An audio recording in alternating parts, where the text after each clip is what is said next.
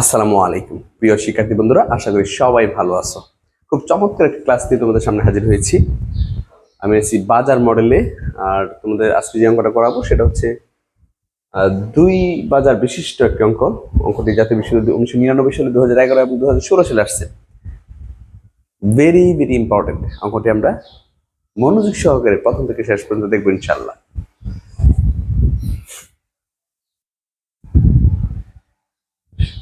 সমাধান।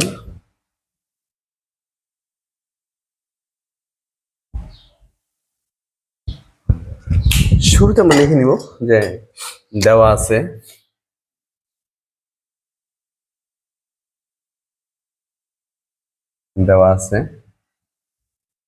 QD1 সমান 5P1 2P2, QD2 সমান 90, P1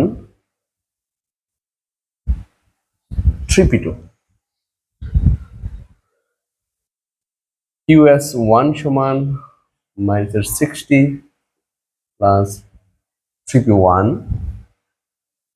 QS2 সমান -120 প্লাস 2P2। ওকে, তো আমরা 1 নাম্বার জন্য একে বলছে দ্রব্যদ্বয়ের মধ্যে সম্পর্ক কিরূপ বা দ্রব্য দুটির প্রকৃতি কিরূপ। হ্যাঁ, 1 নাম্বার দ্রব্যদ্বয়ের মধ্যে সম্পর্ক কিরূপ অথবা দুটি দ্রব্যের প্রকৃতি কেমন। তো আমরা এখানে লিখে নিব যে দ্রব্য দুটির মধ্যে সম্পর্ক, দ্রব্য দুটির মধ্যে সম্পর্ক, দ্রব্য দুটির মধ্যে সম্পর্ক। তো দুটি দ্রব্যের মধ্যে সম্পর্ক জানতে গেলে আমাদের এই দুটো চাহিদা অপেক্ষক আছে, প্রথম চাহিদা অপেক্ষক, দ্বিতীয় চাহিদা অপেক্ষক। দুই বাজারের চাহিদা অপেক্ষককে আমরা অন্তর্করণ করব। প্রথম বাজার চাহিদা অপেক্ষককে আমরা দ্বিতীয় বাজারের দাম দ্বারা অন্তর্করণ, আবার দ্বিতীয় বাজার চাহিদা অপেক্ষককে প্রথম বাজারের দাম দ্বারা অন্তর্করণ করব। অর্থাৎ একটি বাজারের দামের পরিবর্তনের ফলে অপর বাজারের আমি চাহিদা পরিবর্তন দেখাবো। প্রথম বাজারের দামের পরিবর্তন হলে দ্বিতীয় বাজারের চাহিদা অপেক্ষক, আবার দ্বিতীয় বাজারের দামের পরিবর্তন হলে প্রথম বাজারের চাহিদা পরিবর্তনটা দেখাবো। এবং যদি প্রথম বাজারের দামের পরিবর্তন হলে দ্বিতীয় বাজারের চাহিদা যে পরিবর্তন হয় ওটা যদি সমমুখী হয়ে থাকে তাহলে দ্রব্য দুটি হবে পরস্পরের পরিবর্তক বা বিকল্প। আর যদি প্রথম দ্রব্যের দামের সাথে দ্বিতীয় দ্রব্যের চাহিদার বিপরীতমুখী সম্পর্ক থাকে তাহলে দ্রব্য দুটি হবে পরস্পরের পরিপূরক। যেমন সম্পর্ক আমরা লিখে নিই যে এক্ষেত্রে যেহেতু স্বাধীন চলক এখানে P1 P2 দুইটা, তাহলে ডেল ব্যবহার করব, ডেল QD1 ডেল P1। হ্যাঁ, আর তার আগে একটা কথা বলে নেই, এই পার্টটুকু করার আগে অবশ্যই তোমাকে অন্তর্কলন করতে হবে, অন্তর্কলন জানা থাকতে হবে। তো আমি বলবো, অনুরোধ করব, যদি অন্তর্কলন তোমাদের জানা না থাকে তুমি আগে অন্তর্কলনের প্রথম 2-3টা ক্লাস দেখো, দেখে তারপরে এই অংশটা করো। ডিফারেন্সিয়েশনের প্রথম 2-3টা ক্লাস দেখো, যোগের নিয়ম, বিয়োগের নিয়ম, হ্যাঁ, গুণের নিয়ম, এই 2-3টা ক্লাস দেখো, এরপরে এই অংশটা করবা। তো ডেল DQ1 ডেল P1 আমরা জানি অন্তর্কলনের প্রতীক 3টা, পরিবর্তন নির্দেশক প্রতীক 3টা, ডি ডেল ডেল্টা। সমীকরণের ক্ষেত্রে এই দুটো ব্যবহার করা হয়, আর ডিফারেন্সিয়েশনের ক্ষেত্রে আমরা মূলত অন্তর্কলন করতে ডি অথবা ডেল ব্যবহার করি। যদি স্বাধীন চলক একের অধিক থাকে তাহলে আমরা ডেল ব্যবহার করি। ওকে, তাহলে এখানে ডেল ব্যবহার করলাম, ডেল P1। অবশ্যই বাবা ডিফারেন্সিয়েশন জানতেই হবে, অন্তর্কলন প্রথম 2-4টা ক্লাস দেখে তারপরে অঙ্কটা করো। 410 মাইনাস 5P1 মাইনাস 2P2। হ্যাঁ, এখানে দেখো কি করলাম, দ্বিতীয় বাজারের দামের সাথে প্রথম বাজারের চাহিদা পরিবর্তন দেখবো, দ্বিতীয় বাজারের দামের সাথে প্রথম বাজারের চাহিদা। তো ডিফারেন্সিয়েশন যদি করো P2 এর সাপেক্ষে এখানে P2 নাই, 0 এখানে P2 নাই, 0 এখানে P2 আছে, P2 এর সাপেক্ষে P2 এর অন্তর্কলন 1 থাকে -2 লেস দেন 0। আমরা তো অন্তর্কলন নিয়ম অনুসারে জানি যার সাপেক্ষে অন্তর্কলন করবো ওই চলকটা না থাকলে তার মানে 0 হয়ে যাবে একটা অপেক্ষকে। তাহলে এখানে P2 নাই 0, এখানে P2 নাই 0, এখানে P2 এর অন্তর্কলন 1 থাকে -2। এবং ডেল QD2 ডেল P1। হ্যাঁ, এখন আমরা কি করলাম, প্রথম বাজারের দামের সাথে দ্বিতীয় বাজারের চাহিদাটা দেখবো। প্রথম বাজারের দামের সাথে দ্বিতীয় বাজারের চাহিদা, তো দ্বিতীয় বাজারের চাহিদা হচ্ছে 295 P1 3 P2। তো যদি অন্তর্গ্রহণ করি আমরা, সেটা হচ্ছে -1, এটা লেস দেন 0।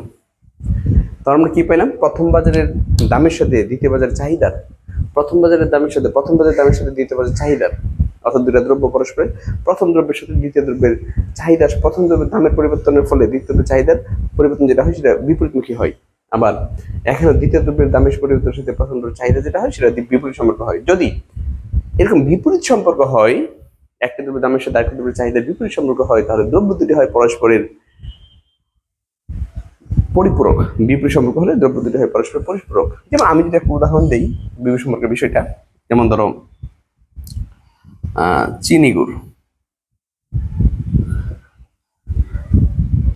চিনির দাম 100, ধরো আপাতত গুড়ের দাম 100। এখন এটা ধরো দ্রব্য 1, এটা দ্রব্য 2। এখন চিনির দাম বেড়ে 200 হয়ে গেছে। তো চিনির দাম বাড়ার কারণে এখন কিন্তু ক্রেতা সাধারণ কি করবে, চিনি না কিনে গুড় কিনবে। দাম বাড়ছে কার, চিনির দাম বাড়ছে কার, চিনির, আর চাহিদা বাড়ছে কার, গুড়ের, চাহিদা বাড়ছে কার, গুড়ের। এখানে দেখো দ্রব্য দুটি পরস্পরের সমমুখী সম্পর্ক, দাম বাড়ছে, একটা দ্রব্যের দাম বাড়ছে, অপর দ্রব্যের চাহিদা বাড়ছে। যদি একটা দ্রব্যের দাম বাড়ে অপর দ্রব্যের চাহিদা বাড়ে, অর্থাৎ সমমুখী সম্পর্ক হয়, তাহলে এখানে দুটো প্লাসের চলে আসবে। অর্থাৎ দুটো প্লাসের যদি আসে, তাহলে এই দুটো দ্রব্য হয় পরস্পরের পরিপূরক, পরিবর্তক, পরিবর্তক মানে বিকল্প, আমরা চিনি পরিবর্তে গুড় ব্যবহার করতে পারি। আর যদি এমনটা হয়, যেমন ধরো চিনি চা, ঠিক আছে, এটা 1 নং দ্রব্য, 2 নং দ্রব্য। চিনির দাম 100, চায়ের চাহিদা ধরো 10 একক। এখন চিনির দাম বেরিয়ে 200 হয়ে গেছে, আর আমরা জানি চিনির দাম বাড়ার সাথে সাথে চায়ের দাম বাড়বে, আর চায়ের দাম বাড়লে চায়ের চাহিদা কমে যাবে। চিনির দাম বাড়ার সাথে সাথে চায়ের দাম বাড়বে, আর চায়ের দাম বাড়লে চায়ের চাহিদা কমে যাবে। তাহলে দাম বাড়ছে কার, চিনির, দাম বাড়ছে 1 নং চাহিদার, আর চাহিদা কমছে কার, 2 নং দ্রব্যের। তাহলে তুমি দেখো এখন বিপরীতমুখী সম্পর্ক। আর ডিফারেন্সিয়েশনের সাহায্যে আমরা মূলত সমমুখী এবং বিপরীত সম্পর্ক দেখে থাকি। যদি মাইনাস হয়ে থাকে তাহলে বিপরীতমুখী সম্পর্ক হয়। তাহলে এখানে কি, প্রথম দ্রব্যের দামের সাথে দ্বিতীয় দ্রব্যের চাহিদার বিপরীতমুখী সম্পর্ক, আবার দ্বিতীয় দ্রব্যের দামের সাথে প্রথম দ্রব্যের চাহিদার বিপরীতমুখী সম্পর্ক। যেহেতু বিপরীতমুখী সম্পর্ক, তাহলে দ্রব্য দুটি হচ্ছে পরস্পরের পরিপূরক। আমরা এখানে লিখে নিতে পারি, যেহেতু del QD1 del P2 less than 0 এবং del QD2 del P1 less than 0, সেহেতু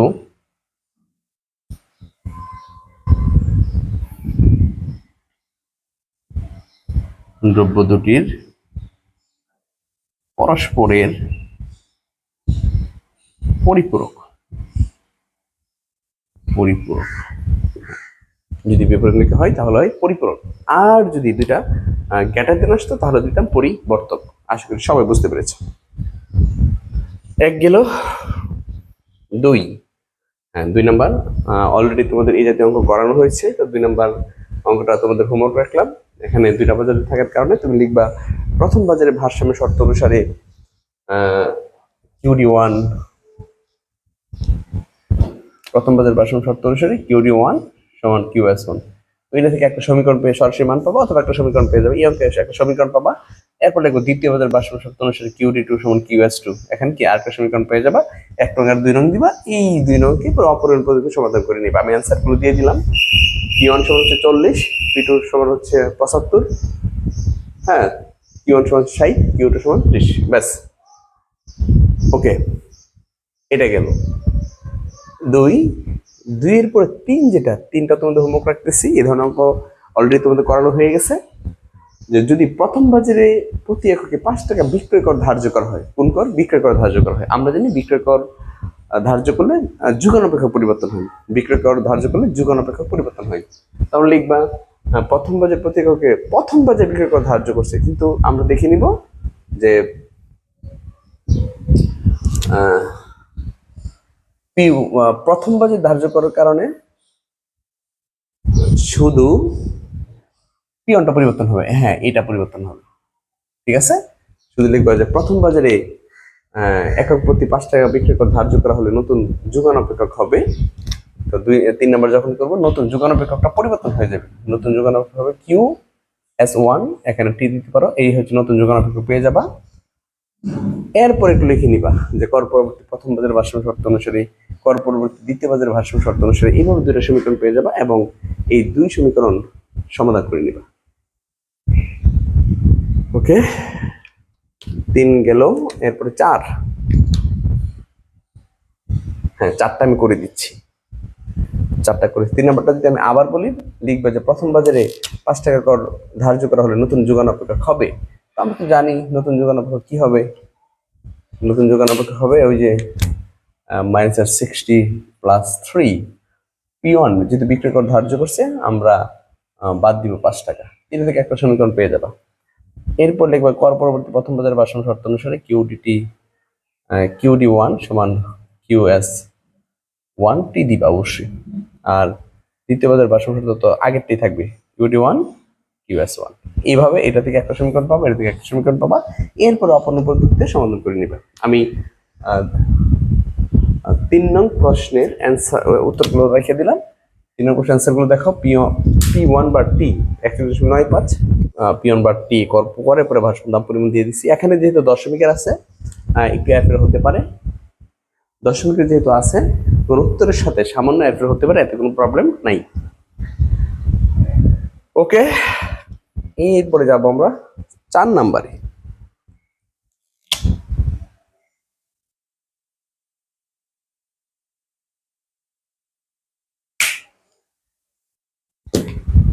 যদি প্রথম বাজারে একক প্রতি 5 টাকা বিক্রয় কর ধার্য করা হয় এবং দ্বিতীয় বাজারে বিক্রেতাকে 2 টাকা ভর্তুকি দেওয়া হয়, তাহলে ভারসাম্য দামে ও পরিমাণে কি পরিবর্তন হবে?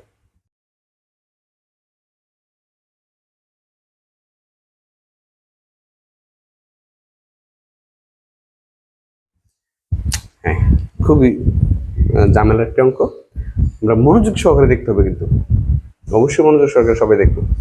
তো চাল দেখো যে প্রথম বাজারে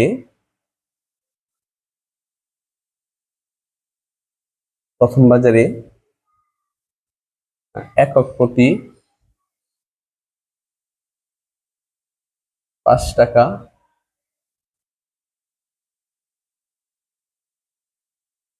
বিক্রয় কর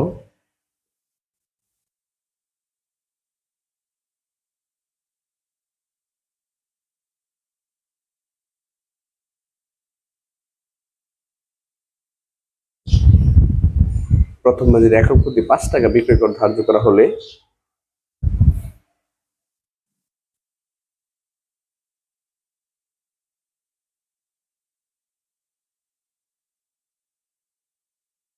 নতুন যোগান অপেক্ষক হবে।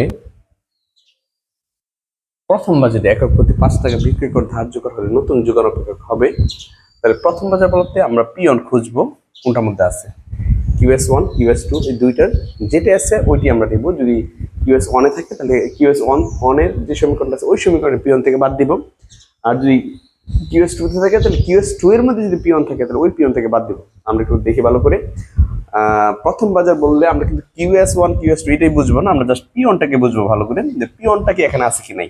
হ্যাঁ আছে, তো এটা পরিবর্তন হবে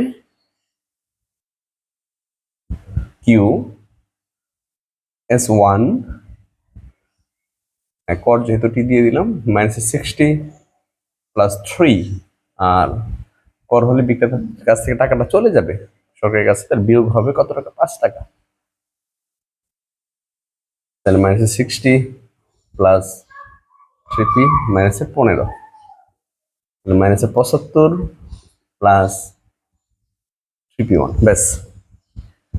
আর দ্বিতীয় বাজারে কিন্তু নাই, পিয়নটা নাই। হ্যাঁ, এখানে যদি পিয়ন থাকতো তাহলে এই বাজারে আমরা চেঞ্জ করতাম, নাই। ওকে, এটা গেল। আবার কি বলছে, এবং দ্বিতীয় বাজারে বিক্রেতাকে 2 টাকা ভর্তুকি দেওয়া হলে, আমরা একটু লিখে নিব যে আবার দ্বিতীয় বাজারে বিক্রেতাকে 2 টাকা ভর্তুকি দেওয়া হলে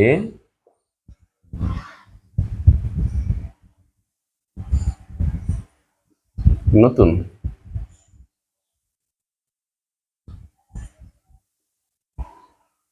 যোগান অপেক্ষক হবে দ্বিতীয় বাজারের বিক্রেতা থেকে 2 টাকা ভর্তুকি দেওয়া হলে। তাহলে আমরা খুঁজবো এখন, যেহেতু ভর্তুকি দেওয়া হচ্ছে বিক্রেতা যোগান অপেক্ষকের সাথে সম্পর্কযুক্ত, দ্বিতীয় বাজার বলাতে আমরা P2 খুঁজবো।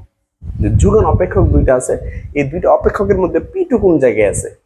দেখো প্রথম অপেক্ষক কিন্তু P2 নাই, যদি থাকতো তাহলে আমি প্রথম অপেক্ষকের P2 থেকে বাদ দিতাম, আর দ্বিতীয় অপেক্ষক আছে P2, তাহলে আমাদের পরিবর্তন হবে এটা QS2, যেহেতু ভর্তুকি উপরে S দিয়ে দেই, আর হচ্ছে মাইনাসের 120 প্লাস 2, ভর্তুকি দিলে বিক্রেতা দাম পেয়ে থাকে, গভর্নমেন্টে বিক্রেতাকে টাকা দেয়, তাহলে সে পাবে 2 টাকা, যোগ হবে।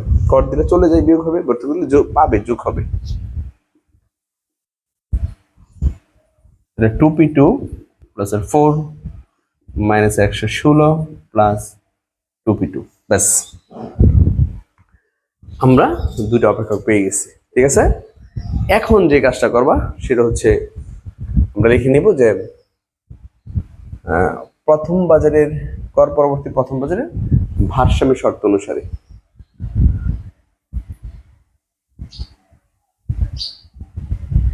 লিখে নিতে পারি যে কর পরবর্তী প্রথম বাজারের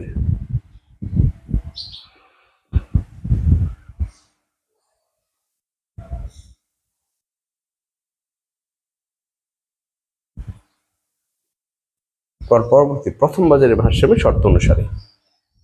তো QD1 সমান QS1 P, যেহেতু কর পরবর্তী প্রথম বাজারের ভারসাম্য শর্ত অনুসারে QD1 সমান QS1 P, অর্থাৎ QD1 যেটা আছে এটাকে বসাই দিবা, ওই যে QD1 410 মাইনাস 5P1 2P2 সমান কর পরবর্তী আমাদের যোগান অপেক্ষক কিন্তু এইটা দাঁড়াইছে, তাই না? তাহলে এইটি বসাতে হবে, মাইনাসের 75 প্লাস 3P1।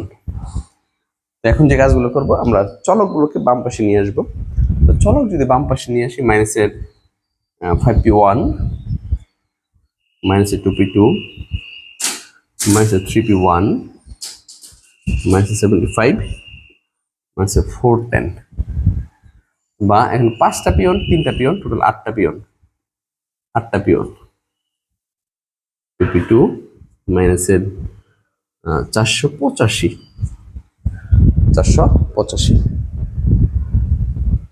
ওকে, এটা একটা নং দিয়ে দিবা, ঠিক আছে?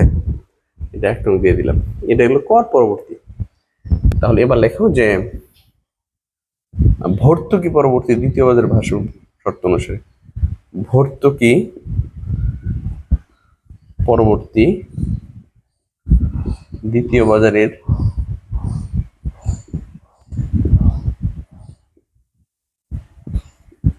ভারসাম্যের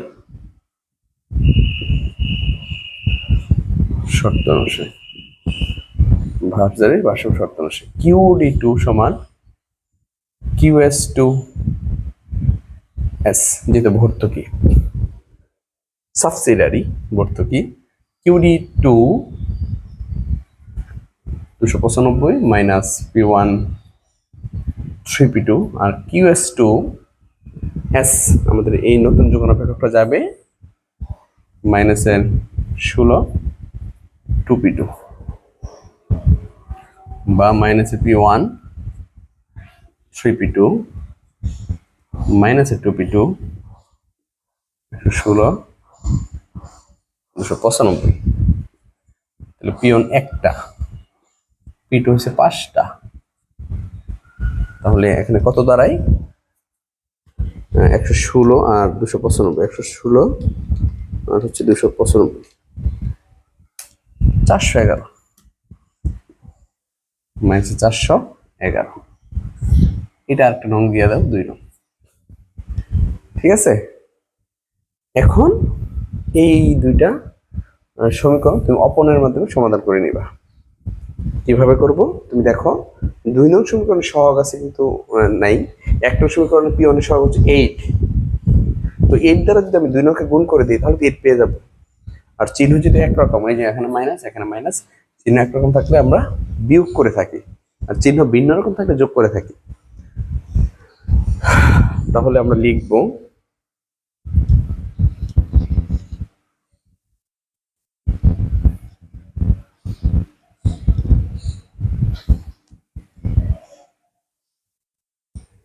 আমরা একটু লিখে নিব যে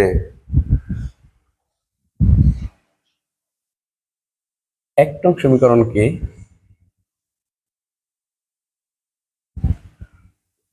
এইট দ্বারা গুণ করে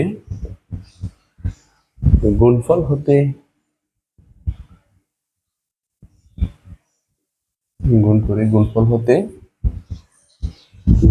কোনটা বিয়োগ করবো না, এক নং না, সরি, আমরা 2 নংকে এর দ্বারা গুণ করবো। এক নং তো এটা আছেই, এটা 2 নংকে গুণ করে দেবো, তাহলে 2 নং সমীকরণ এর দ্বারা গুণ করে গুণফল হতে 1 নং বিয়োগ করি, 1 নং বিয়োগ করি 2 নং সমীকরণকে এর দ্বারা গুণ করে গুণফল হতে 1 নং বিয়োগ করি।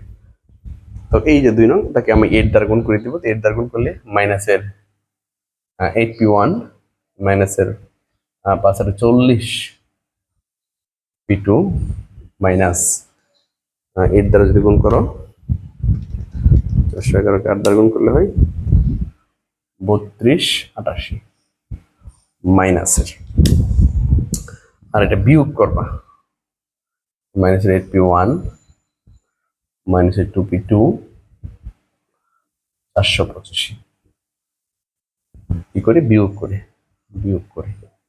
তো বিয়োগ যদি করো এই চিহ্ন সব পরিবর্তন হবে, নিচের চিহ্নগুলো আমরা জানি পরিবর্তন হয়ে যায়, তাই না? এটা সব মনে মনে রাখবা, লিখতে হবে না চিহ্নগুলো। যেমন এই মাইনাসটা হয়ে যাবে প্লাস, এই মাইনাসটা হয়ে যাবে প্লাস, এই মাইনাসটা হয়ে যাবে প্লাস। তো যদি প্লাস হয় তো প্লাসের 8p1 আর মাইনাস 8p1 বেনিশ, এখানে 40টা, এখানে 2টা, তাইলে থাকে 38টা। 40টা মাইনাসের, 2টা হচ্ছে প্লাসের, 38টা p2। আর এই হিসাবটা দেখো কত আসে, 3288 2803 মাইনাসের 403, ঠিক আছে, মাইনাসের 2803।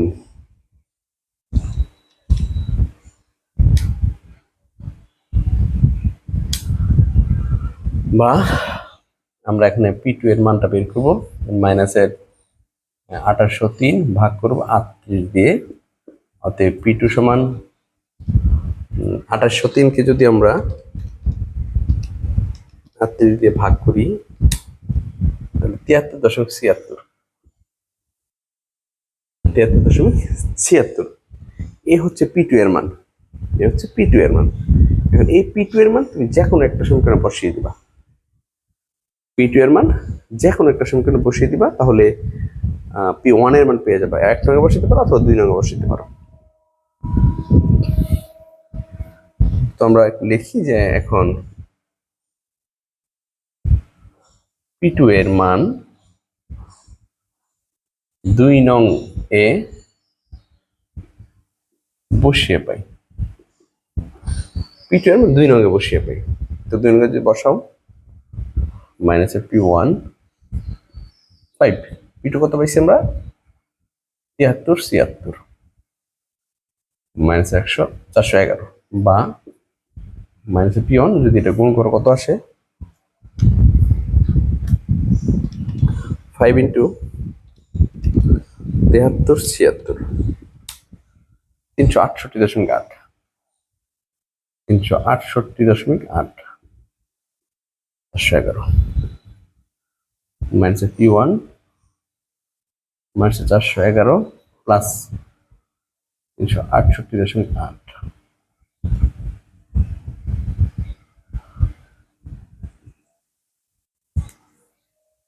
বা এখানে হচ্ছে p1 সমান বিয়োগ করলে কত আসে 42.2 মাইনাস, অতএব p1 সমান 42.2। হ্যাঁ, আমরা পিওন সমান 42.2 পাইছি, দুইটা মান কিন্তু অলরেডি পেয়ে গেছি, P1 P2। এটা করার ভর্তুকি পরবর্তী। এখন এই দুইটা মান প্রথম বাজার আর দ্বিতীয় বাজার চাহিদা ভাগে বসিয়ে দাও, তাহলে ভারসাম্য পরিমাণটা পেয়ে যাবা। লেখো যে এখন P1 ও P2 এর মান QD1 এবং QD2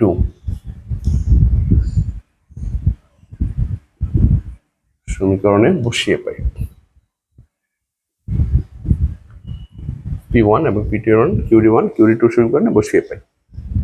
তাহলে বসাও, QD1 সমান 410 P1 2P2, তাহলে 410 মাইনাস 5। P1 হচ্ছে ভ্যালু 2,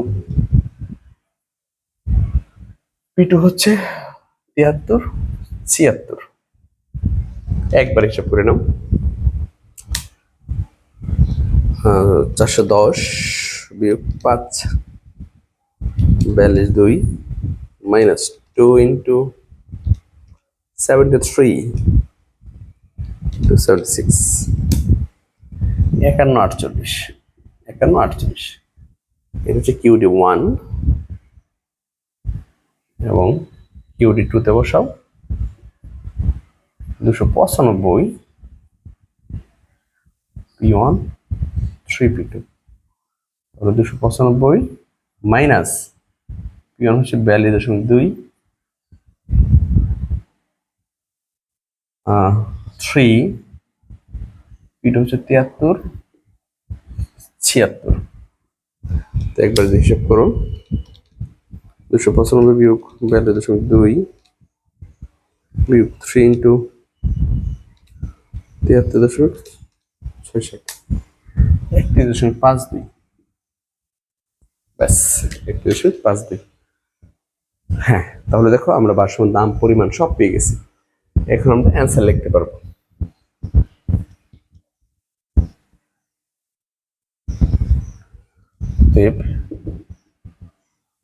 নতুন ভারসাম্য দাম পিওন বার প্রাইম দিয়ে দিলাম 42.2 টাকা। নতুন ভারসাম্য পরিমাণ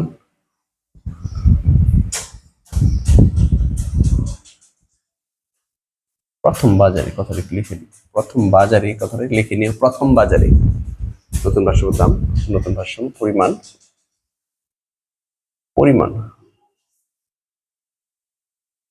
নতুন ভারসাম্য পরিমাণ হচ্ছে কত?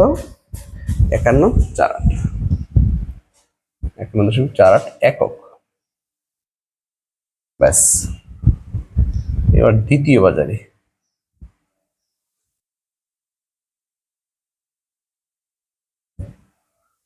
নতুন ভারসাম্য দাম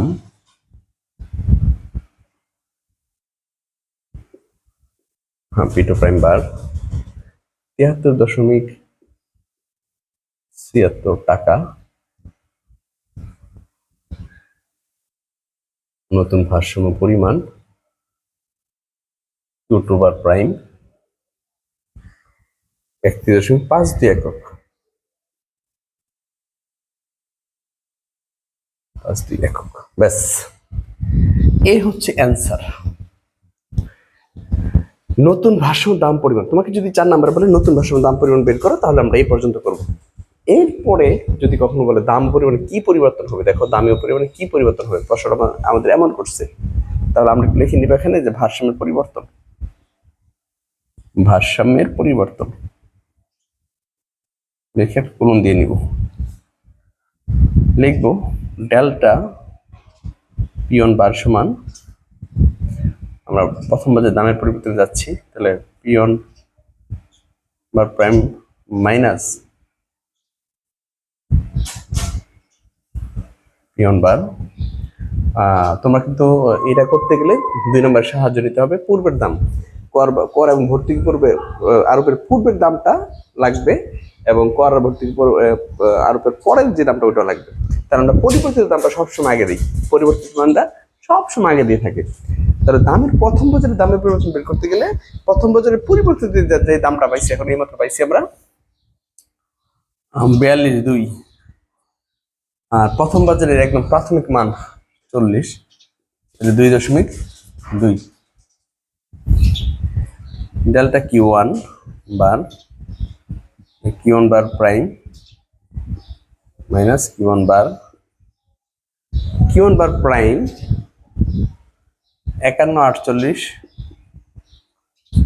বাদ যাবে Q1 বার 60। ঠিক আছে, Q1 প্রাইম বার 51.48, আর ওই যে Q1 বার ছিল 60, তো যদি বিয়োগ করো 51.48 বিয়োগ 60, 8.42 মাইনাসের 8.52 টাকা একক। আচ্ছা, দ্বিতীয় বাজারের দামের পরিবর্তন, ভারসাম্য দামের পরিবর্তনে যদি যাও, তো দ্বিতীয় বাজারের দামের পরিবর্তন গেলে দ্বিতীয় বাজারের পরিবর্তিত দাম যেটা পাইছি আমরা 73.76, আর দ্বিতীয় বাজারের প্রাথমিক দামটা হচ্ছে 75। তাহলে যদি বিয়োগ করো 73.76 থেকে বাদ যাবে 75, মাইনাস 1.24 টাকা। ডেল্টা Q2 বার সমান এখানে হবে Q2 prime bar minus Q2 বার 31.52, 1.52 থেকে বাদ যাবে 30, তাহলে এখানে পাইলাম আমরা 1.52 একক। ব্যাস, তাহলে আমরা এখন সিদ্ধান্ত দিতে পারি যে প্রথম বাজারের দাম বাড়ছে 2.2 টাকা, পরিমাণ কমছে 8.52 একক। দ্বিতীয় বাজারে দাম কমছে, পরিমাণ বাড়ছে। তো আমরা এখন লিখে নিতে পারি যে অতএব প্রথম বাজারে 5 টাকা বিক্রয় কর এবং দ্বিতীয় বাজারে 2 টাকা ভর্তুকি দেওয়া হলে 2 টাকা ভর্তুকি দেওয়া হলে 2 টাকা ভর্তুকি দেওয়া হলে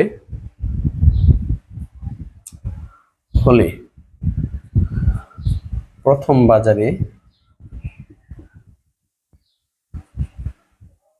বাজারে ভারসাম্য দাম বৃদ্ধি পাবে 2.2 টাকা এবং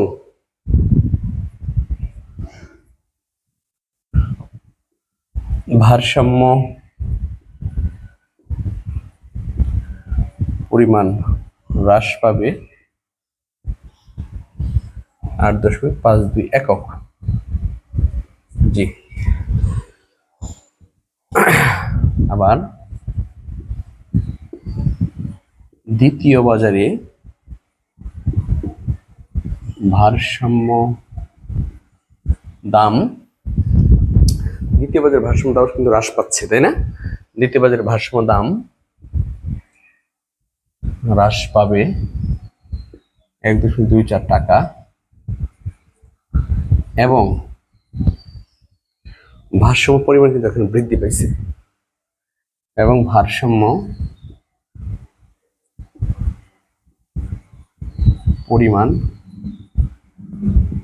বৃদ্ধি পাবে 1.52 একক। জি, এইভাবে আমরা এই গুরুত্বপূর্ণ অঙ্কটা কমপ্লিট করে দিব। আশা করি সবাই বুঝতে পেরেছে।